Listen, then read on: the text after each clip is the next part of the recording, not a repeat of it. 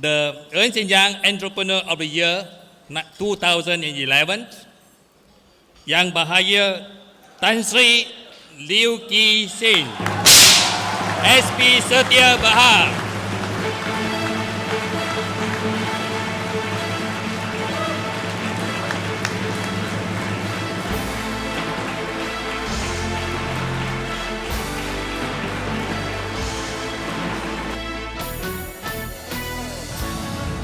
Ladies and gentlemen, the country winner of the Ernst & Young Entrepreneur of the Year 2011 award also receives an EPOS award. Tan Sri, thank you so much for making time to speak to us today. Thank you so much for inviting me. 2011 is a long time ago, and so many things have happened since then. Maybe share with us how your experience has been being Malaysia's best entrepreneur in 2011, and how has the journey been so far? Well, 2011, I would say, looks like ages ago. Yes. And the world has changed so much since then. We think we know everything in 2011. Today, no. I think 2011 was an experience for me, myself. I had a wonderful time in 2011. It was very hectic, but it was fun. You get to meet a lot of good people, understand the culture, and you conclude that all of us entrepreneurs are basically the same kind of people. People who are determined, people are very gung-ho. Most of us are all very gung-ho. We are so determined to succeed. But that's the thing you learn. You can be in different kind of industries that we saw in Monte Carlo, but basically we have the same DNA, a go-getter to be an entrepreneur, whether from Malaysia or anywhere in the world. Same ingredients to make us why we are entrepreneurs. Tan Sri, you are in the business of giving people security, housing, and so on and so forth. How has that been so far in the last few years, especially during the pandemic? Well, we are a brick and mortar company, and today everybody talks about technology. Everybody talks about the next world, the metaverse, the new world that's coming. But we are still a brick and mortar company.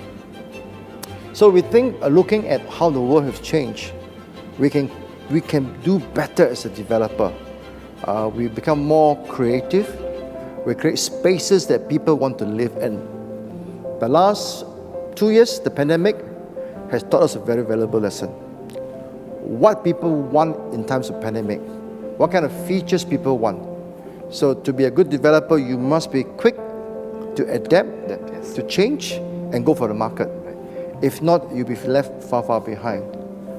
If you still think of those days where we are supreme, it's gone. The world is evolving, the world is changing, especially with new technology. I'm sad to say that we must move ahead with new things to do, new way of selling, new way of marketing, new design, just to have our own market share. Tan Sri, you've always been known for building your people, good people around you, and building the human capital in your organization. How have the people evolved and adapted to the new ways of working? Well, the last 2 years has been a very difficult time for everybody. Thank God, my team was intact. The first thing that Management 101 will tell you to do, if times are bad, you cut. Yeah. But how do you cut? How do you cut and tell your people, we're going to cut your salary, your bonuses, and please work harder? How do you do that? It's because at EcoWorld we have a core team, a strong core team has been together for 20 years. We're able to survive this thing. But we also need the energy, the dynamism, and the new ideas of the new wave of people. So how do you balance? This has been very challenging for the last 2 years. Yes, we need to cut costs to make ourselves more competitive, more cost efficient. Right. But at the same time, how you retain staff. This has been a learning journey. Right? I have always known to be very generous to my people. But last 2 years, my son says, "Daddy, you're very stingy." But if you don't be stingy and realize the world has changed, you are not going to catch up. Right. So now we think we are at a position where we are cost efficient. That means our staff ratio, our cost structure is sufficient and efficient to our scope of business. So now we throw the challenge to our young people. Now, how do you grow? How do you make more money? How do you recoup our so-called losses from the last 2 years? Yeah. Then we'll give it back to you. Yeah. Now, this is a big challenge. And then bearing in mind today, competition is so intense, you know. Yes. We're no longer the only developer in town. Yeah. Everybody has learned the tricks. Yes, yes. This is a challenge for us in the next few years. So Tan Sri, I think sounds like from what you're saying, there's been a lot of agility in the organization to adapt, to adjust, bring young ideas, new ideas, and so on. So amazing, amazing story. Tan Sri, I want to go back to 2013 and 2014. You have the distinction of being the only Malaysian Entrepreneur of the Year who has sat on the judging panel twice in 2013 and 2014. And I remember in my conversations with you, you always told me that they were very interesting times being a judge. Maybe you can share with us how were those experiences in those Well, 2 years? first of all, I must thank EY for recommending me to be on the panel for 2 years as a judge. It's a great honor for myself to be a judge at a world event. I didn't know I was the only one from Malaysia, but thank you. At a world event, because how do you judge somebody in front of you who's better than you? Yes. Yes, we may be a great guy in Malaysia, but we come from a very small country. Our economy is very small. Yes. The guys that you are judging come from big economy. His revenue, his profit could be 100 times bigger than us. And how do you judge? But I must thank for that 2 years, 1-3 and 1-4, Rebecca McDonald. She was the chair lady of the judging competition. She's a very, very dynamic and very, very fair lady. So our job was to take away the egoism, the pride, and look into the person. Is he a true entrepreneur or not? Yeah. So I think I learned more in the 2 years as a judge than as a competitor. As a competitor, you were pushed around for events after events after events. But as a judge, because I sat there for one whole week, my friend, I sat there for one whole week. I didn't go anywhere in the room to listen to all their stories. 1 week, or twice, 1-3 and 1-4. To me, that was really, really an eye-opener. You see people from all over the world. Someone who speak about how good they are, someone who really want to be a World Entrepreneur of the Year, and some coming very humbly and with no ambition and just do their part, their share of making the event a success. Yes. Amazing, Tan Sri. To us, actually, having you as a judge for 2 years in a row, in a way, is almost like winning a special award at the global level, because, as I said, we've never had a Malaysian entrepreneur at that Well, at thanks level. to Rebecca. She was very kind to include me, because I remember that 2 years, I was always with the middleman. In the sense that judges, like everybody else, we quarrel. We couldn't decide on who is the winner and how to move on and so on and so forth. We always end up arguing. The arguments could be quite intense, because our job is to find the right person to be a world entrepreneur. And everybody has favorites. Yes. Everybody has your own favorite. And how do you do that? So Rebecca set our system. So end of the day, we have to decide, break up everything and see the true person as it is, minus his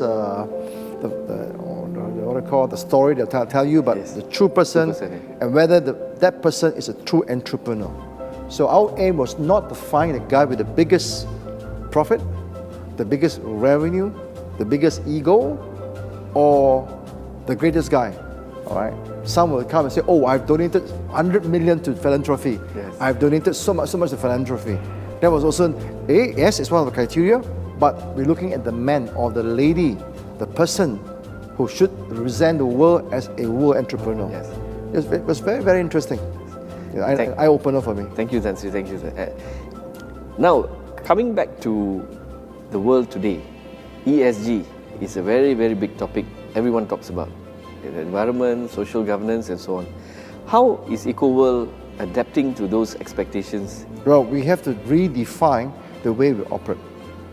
Because as a developer, we have to buy land.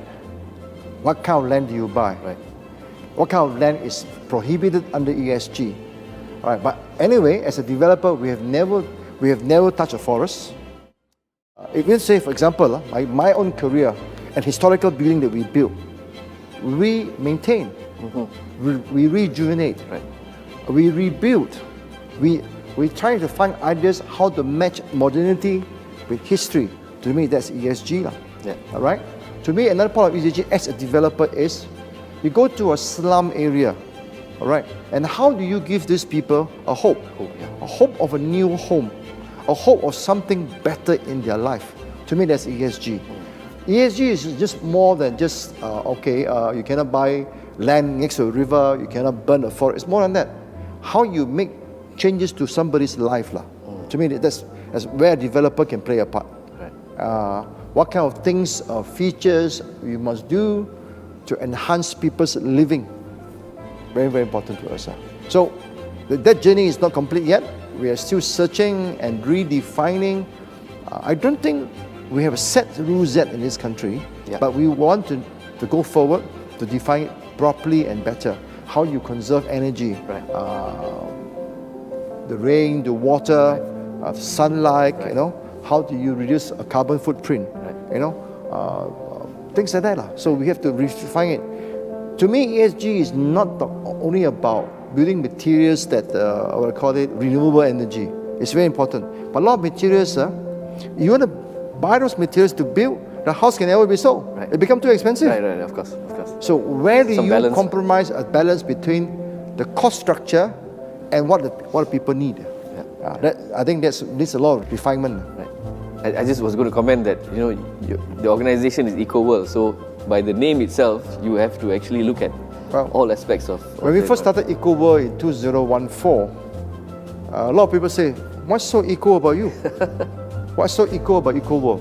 So because of that, in 2014, we started this blueprint already. We have a Green Council. What's the Green Council? What's the DNA of EcoWorld? That was started in 2014, long before this ESG was become a prominent matter. So, yet we still need to redefine it. Find an angle that we can really operate. For us, the most important thing is how we touch somebody's life. How we change your life. How we transform your way of living. How we bring hope into your life. Tan Sri, another area that I am always interested to ask entrepreneurs is succession and the way forward. How are you looking at the organization in terms of the succession of the business, the future involvement of, say, family and so on? How is that panning out in your own overall strategy? First of all, EcoWorld is a listed company. I can only recommend to the board of the shareholders who are the next CEO or subsequent CEO and senior staff. I don't own the company myself.